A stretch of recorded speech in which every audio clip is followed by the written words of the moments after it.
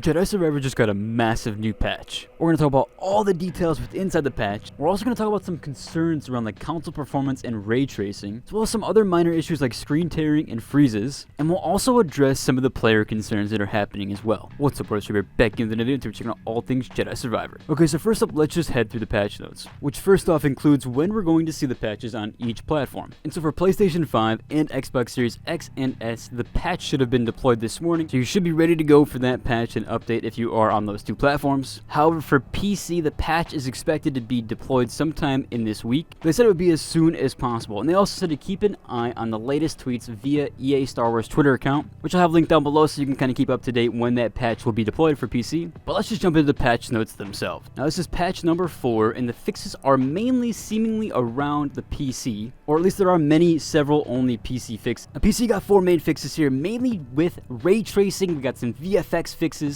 That's also coming to console eventually. It also seems that they got an updated streaming budget, which should help with things like hitching, but that is for PC only so far, and the updated occlusion behavior for ray tracing, and they also reduced the idle time stalls. So a lot of different PC fixes there, especially for ray tracing and some lighting stuff and some pool cache size. Now, PS5 specific, you got an HDR value mismatch that was occurring, or at least happening with some HDR setups, and so that was displaying incorrectly for some PS5 users, so that should be fixed now. They also fixed a bunch of save game issues and streaming issues that were causing some streaming scenarios to end up on a black screen. A lot of texture streaming happening there. They also fixed things like vents not properly activating. There's several audio fixes here, including where the narrator moment and the music were not aligning correctly or behaving incorrectly. There's some lightsaber fixes here, marks not displaying correctly in certain scenarios. We also have a fix for an elevator. There were some issues there preventing the player from falling through it and entering in a progression blocked state, which, yeah, that's actually really bad, especially those save game fixes are pretty much game breaking, or at least game breaking bugs equivalent. So glad those are seeing some fixes there. They fixed several severe animation issues that would break a late game narrative sequence. There's some collision bugs that they fixed, one including in the meditation chamber. They also added a note that explains the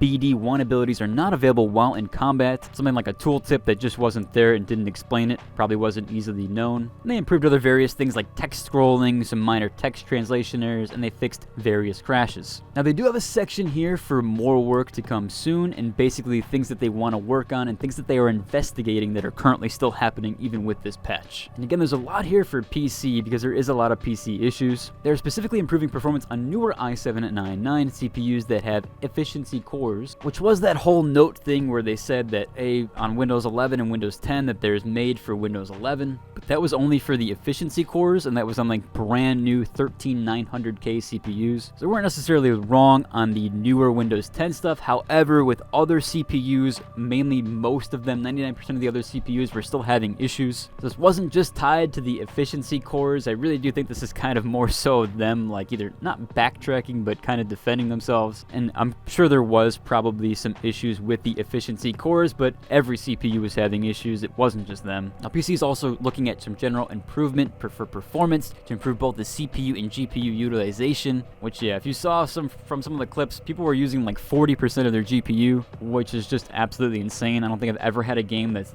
that low on CPU or GPU usage. And they said they're going to fix that for both with and without ray tracing. They're also looking to improve some hitching, which can be attributed to streaming ray tracing data, assets, and gap in our pre-built shaders. However, it sounds like people are getting hitching even without ray tracing, so maybe they mean that with the assets and the other gap in their pre-built shaders. Seemingly, it's not building enough shaders for the whole game, and so it's getting a lot of that hitching when it needs to build those shaders. And yeah, UE4 compared to UE5 is really bad for shader compilation, although Unreal Engine in general is not very good with shader compilation, and so UE4 is even worse with that stuff, and so that's why you're getting the hitching, because as you're walking around, the shaders are compiling and then they're downloading and kind of saving to a location. So that type of data transfer that's happening in between there is also causing that hitching and lag, or what feels like latency there. So they're also looking at various bug fixes, of course, and many more things. Now, people people that have been playing on PS5 so far have been able to test the patch out. We have a lot of mixed reception with it so far, although again, there is no console optimization that happened with this patch, or at least wasn't a major priority. So there was a person here who claimed that their screen tearing was fixed with the latest patch, and they said it usually happened around 15 minutes of gameplay, which again, I'm very surprised. Usually consoles have a proprietary VSync system, or a system that allows them to never have screen tearing. It's one of the reasons why they cap off at 30 FPS or 60 FPS, and they don't leave it uncapped because they don't want to have any screen tearing, which would occur without things like G-Sync or FreeSync, which the consoles do not have. They just have the proprietary VSync. So for there to be hitching there, that is a little bit odd, and he did say that it is gone. However, we do have some other accounts here that are claiming that it's actually still happening for them, which I would assume is probably happening further into gameplay sessions and not just happening 15 minutes in. My theory on it could be with the shader compilation stuff, there's probably some hitching there causing the screen tear to happen, or then again, performance mode, they're not being able to hit that 60 FPS consistent, and they're not using a mode like VRR like they did with Hogwarts Legacy. Hogwarts Legacy had, I think, a 45 FPS mode that allowed you to use VR,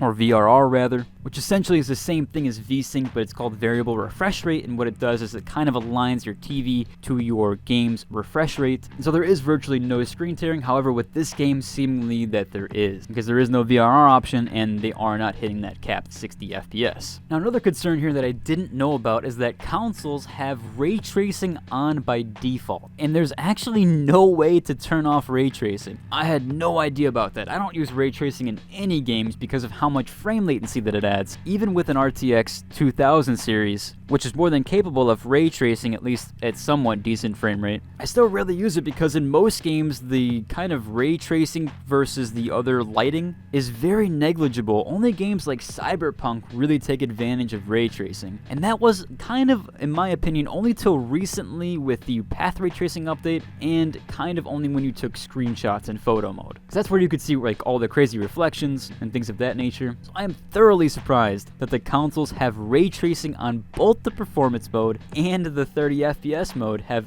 ray tracing turned on by default. And again, there's no way to turn that off. The consoles are limited on options already, and so they're not allowing people to turn that off. And apparently the ray tracing implementation isn't very good either. Like I said, for most games, the ray tracing implementation is not good at all. In fact, it's usually only really good in games, like I said, like Cyberpunk, and I think there's been a few other games like The Witcher that got a ray tracing update. But again, it's from the same company, CDPR, so these other companies are kind of having issues, or at least a hard time with ray tracing in general. And just from the comments here, a lot of people are disappointed with the non-performance fixes here. So even though this is a decent sized patch, they still don't have any performance fixes for the console, at least seemingly so. And with the update being 26 gigabits, you would think that it would be at least a little bit better with performance stuff. However, with things like that and those bigger chunks of updates, they're usually tied to rebuilding parts of the game, so you might not see these like crazy fixes or things of that nature. It's just having you download a portion of the game that they had to basically essentially rewrite. And a lot of times if you see it's either the size of the game or almost as large as the game, it's usually an entire engine fix. That's why sometimes you see that updates are sometimes a lot bigger than others and they don't have as many fixes. Just do keep that in mind. It doesn't matter about how big the patch is, it just matters about what they fixed, or at least the size of it with megabits and gigabit wise. But that is about cover for today's video. I'd like to know what you guys think about the recent update, if you're satisfied, how your PS5 performance, because PC players haven't had a chance to try it out. But in any case, if you liked the video, I'd like to subscribe, and until the next one, deuce.